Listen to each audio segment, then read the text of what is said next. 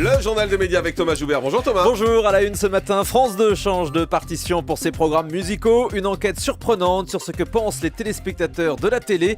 Et une saison 3 pour La Belle et ses princes presque charmants. On commence avec France 2 qui continue donc à arrêter ses émissions musicales. Après Taratata, on a appris hier la suppression de l'Hebdo Music Mag et du module court C'est d'aujourd'hui qu'on voyait à l'antenne depuis 2001. France 2 a en fait décidé de renouveler toute son offre musicale afin de réduire les coûts. Face au concert de critiques sur l'arrêt de Taratata, Bruno Patino, le grand directeur des programmes de France Télé, a annoncé qu'il y aurait tout de même un nouveau magazine musical à la rentrée, en deuxième partie de soirée, 3 fois par mois, complété par une session mensuelle de live. Mais en attendant, le producteur de C'est d'aujourd'hui, Jacques Clément, déplore l'arrêt de son émission sur Europe 1. On n'est jamais propriétaire d'une antenne, quelle qu'elle soit. L'aspect très difficile pour un producteur et un entrepreneur, c'est les dégâts collatéraux qui sont liés à l'arrêt d'une émission, quelle qu'elle soit, et les problèmes que ça peut poser sur le plan social. Voilà. Nous avons en aucun cas le sentiment d'avoir démérité. Moi, je suis battu, ça fait 30 ans que je me bats pour la musique à la télévision. Aujourd'hui, je sais pas, l'encombrement, le nombre de chaînes font que c'est très difficile, voilà.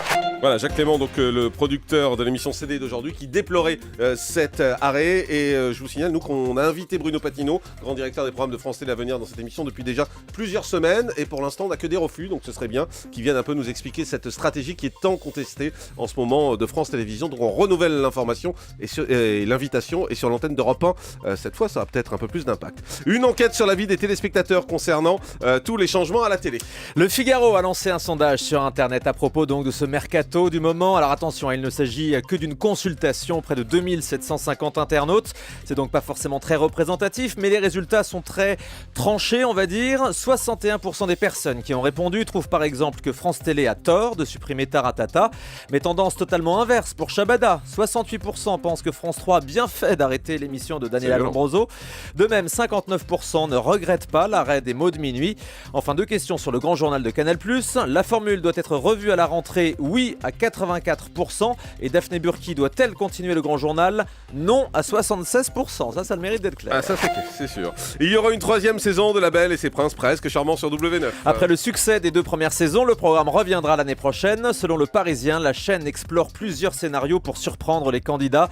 C'est vrai que maintenant qu'on connaît le concept, les participants n'ont plus d'effet de surprise. Je vous rappelle qu'il s'agit pour une jolie fille de choisir entre des beaux gosses un peu débiles ou des moches pas trop bêtes.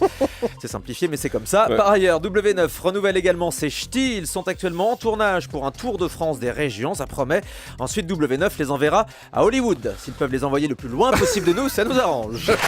L'émission de Michel Simès avec Adriana Carambeau sur France 2 va revenir la saison prochaine. Les pouvoirs extraordinaires du corps humain. C'est vrai que quand on voit le corps d'Adriana Carambeau, on comprend vite les pouvoirs extraordinaires. Et c'est notamment ce qui a décidé Michel Simès à rester sur France Télévisions la saison prochaine. Il l'a expliqué au Buzz Media, Le Figaro.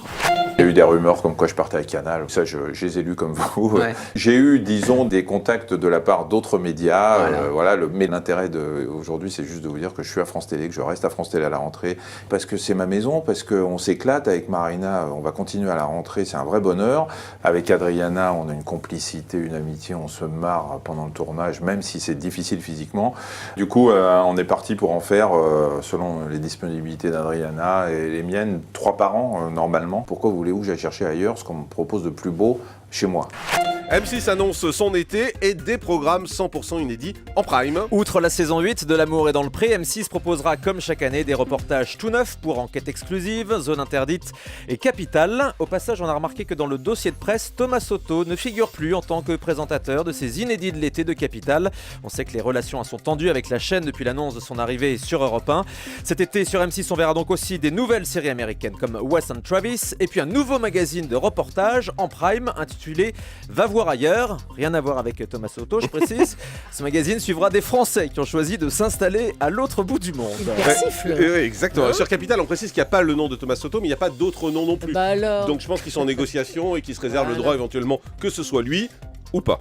Canal+ dévoile aussi sa grille d'été. Ça, c'est Pas une info. de grande surprise sur Canal, si ce n'est la présence de Thierry Ardisson tout l'été, le samedi, avec une version Summer de son émission Salut les Terriens. Version été donc. Oui, c'est comme ça que ça s'appelle chez Canal. Juste avant une nouvelle session du Jamel Comedy Club également le samedi. Et puis en semaine, à la place du Grand Journal, Canal+ ressort son News Show qui sera animé cette année par Maïtena Birabin. Elle a été préférée à Ariane Massenet, notamment pour ne pas la voir partir sur une autre chaîne. On sait qu'elle était très sollicitée, notamment par France 5 et par France 2. Brigitte Bardot accuse Frigide Barjot d'usurper son identité. C'est vrai qu'on les a souvent confondus lors de nombreux lapsus dans les médias ces derniers temps. Alors Brigitte Bardot pousse donc un coup de gueule. Dans un communiqué, elle affirme en avoir plein le dos d'être amalgamée à l'égérie de la Manif pour tous. Elle ajoute qu'elle se désolidarise totalement des actes et des paroles de Frigide Barjot et que ça lui a fait un tort considérable, c'est dit. On termine avec le chiffre du jour. 7 jours de mise à pied, c'est la sanction qui pourrait frapper Clément Veil-Rénal, le journaliste de France 3 qui a filmé le mur des cons au syndicat de la magistrature. Vous vous souvenez de cette affaire? Il n'avait pas fourni ces images à sa propre rédaction, mais à un site internet extérieur. Un conseil de discipline s'est donc tenu hier. Il risque une mise à pied de 7 jours avec retenue de salaire. La décision sera rendue cette semaine. Merci beaucoup Thomas Joubert.